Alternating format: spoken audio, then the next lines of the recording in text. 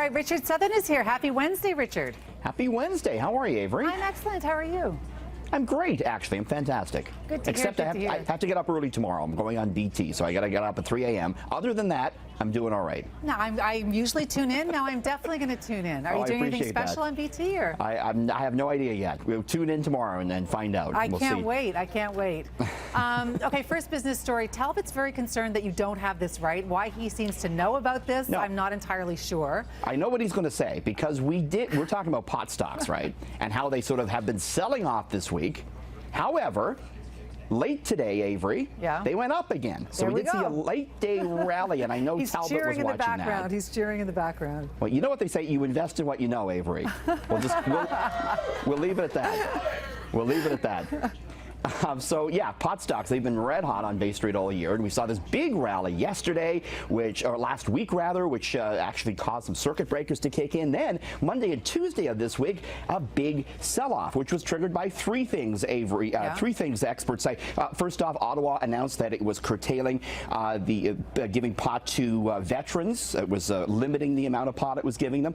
Secondly, a lot of investors are shorting the stocks now. That means betting that they'll fall. And thirdly, a lot of profit taking. People have made some big money on these, so they're cashing out. So again, big sell-off Monday and Tuesday, a late day rally today. So the takeaway here is that you have to have a good stomach to be in these names right now, because volatility is certainly what we're seeing in the Canadian pot space on Bay Street. I think the bigger takeaway is Talbot's there monitoring just what's happening throughout the day.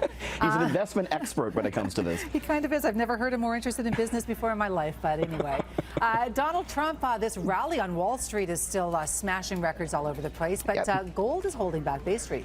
Sure, it did today, but yeah, they're getting high on profits in New York right now, where the Dow today closed at an all-time high for the third session running. It settled above the 19,000 mark yesterday for the first time in its 120-year history, and it continued to rise today. S&P also at a record high. It's the Trump rally that's rolling on. Investors are betting that the U.S. president-elect will cut corporate taxes and will spend a lot on infrastructure. But price of gold closing at its lowest since February, below $1,200, with the U.S. dollar pressuring that precious metal. And so gold has a big influence on Bay Street, and as a result, the TSX did fall 19 points today. Canadian dollar continued to pull back, Avery, to just above 74 cents U.S., and there were forecasts today that the loonie could fall further towards the 70-cent mark in the next couple of months. Wow. All right, I'm interested to know this. You've been looking at the top 10 reasons, or the top reasons why people quit their jobs.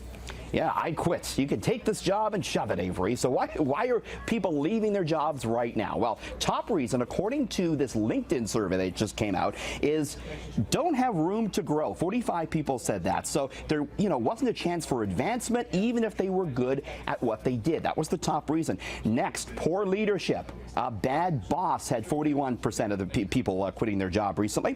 36% of workers say they quit because they want more challenging work.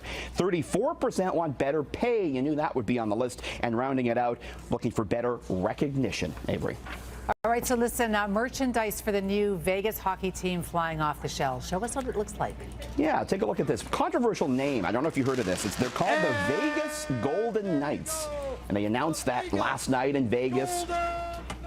Big event there showing off the name, bit controversial, but if fans were unhappy with the name, they didn't show it, because after this event, they snapped up merchandise, the official T-shirts, hats, sweatshirts going on sale, and they sold out quickly. There could be a lot of resale value for this merchandise down the road for this team. As for the name, a lot of people confused by that. Well, Bill Foley, the owner of the team, he has run Black Knight Financial Services since 2008, so it's a name he's used in his past business work, and it's carried on here to this new Vegas hockey team, Avery.